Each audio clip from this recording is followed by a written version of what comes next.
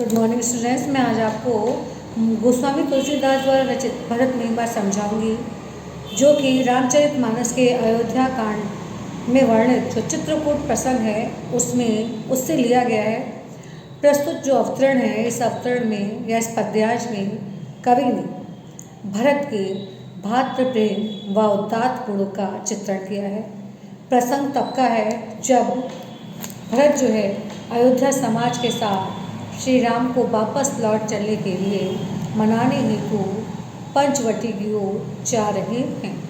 तो पंचवटी तक पहुंचने के मार्ग में जो ग्राम पड़ते हैं, उन ग्रामों की स्त्रियां परस्पर वार्तालाप करती हैं भरत, शत्रुघ्न और समस्त अयोध्या समाज को देखकर। तो उसी प्रसंग का चित्रण करते हुए कवि ने कहा है कि चलत पयादे खात फल पिता दीन तजि राज। ग्राम की स्त्रियां परस्पर वार्तालाप करते हुए कहती हैं कि हे सखी, पिता द्वारा दिए गए अयोध्या के राज साम्राज्य को सहज ही त्याग कर और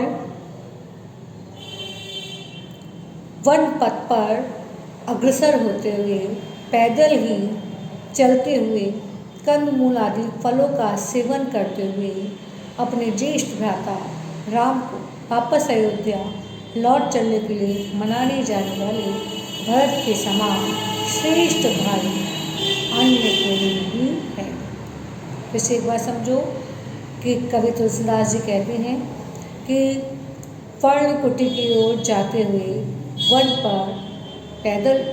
पथ पर पैदल चलते हुए, कंदमूल आदि फलों का सेवन करते हुए, पिता द्वारा दिए गए अयोध्या के राज्य को शीघ्र बिना किसी बाधा के सहज ही त्यागते हुए और ज्येष्ठ भ्राता राम को वापस अयोध्या लौट चलने के लिए मनाने जाने वाले भरत के समान श्रेष्ठ भाई अन्य कोई नहीं हुआ है। भाई भक्ति भरत आचरण, भाई के प्रति भक्ति भाव अर्थात भातृ प्रेम भरत का स्वभाव है। कहत सुनत दुख दूषण हरण, उनके गुण और शील का वर्णन कहते और सुनने से ही समस्त दुख और दोषों का हरण हो जाता है, नाश हो जाता है। जो कुछ कहे सोर थोर सखी सोई। हे सखी, मैं भरत के स्वभाव के विषय में, उनके आचरण के संदर्भ में तुमसे जो कुछ भी कहूँगी वो सब थोड़ा है। राम बंधु अस काहे न हो। जिसके भ्राता राम है तो राम के इस भाई को तो ऐसा अवश्य ही होना चाहिए। राम का ये भाई ऐसा क्यों नहीं हो रहा।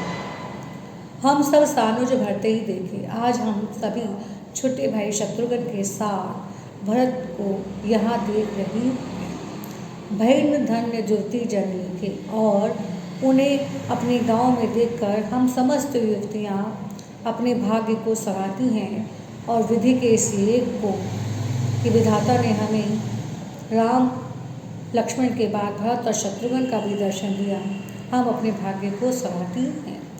सुनि गुण देखी दशा पछतानी, जब से हमने इनके गुणों को सुना है और इनके विषय में सब कुछ जाना है, तब से उनकी इस दशा को देखकर हमें दुख की अनुभूति हो रही है।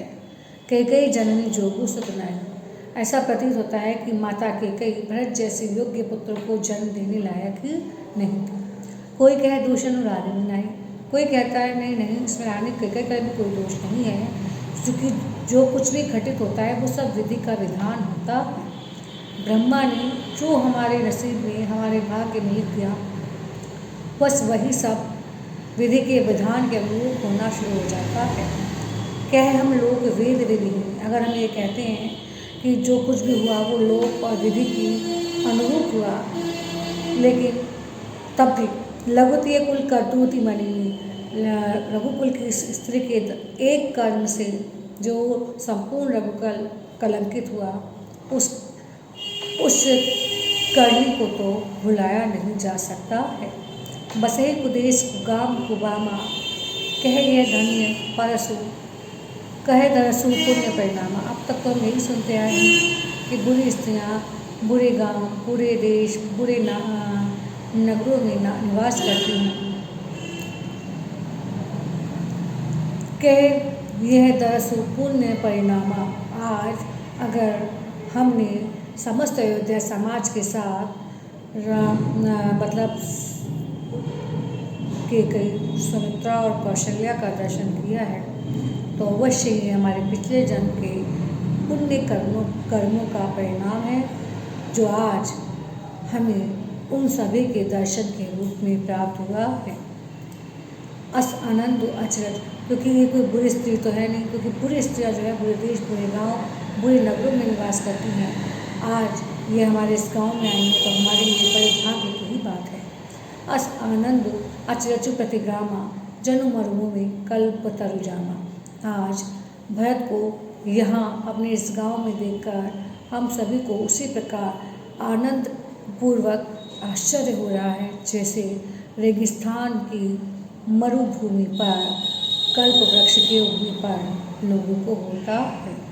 तो आज हमारे रेगिस्तान स्वरूप इस गांव में भरत और शत्रुघ्न ने कल्प वृक्ष के रूप में जन्म लिया है।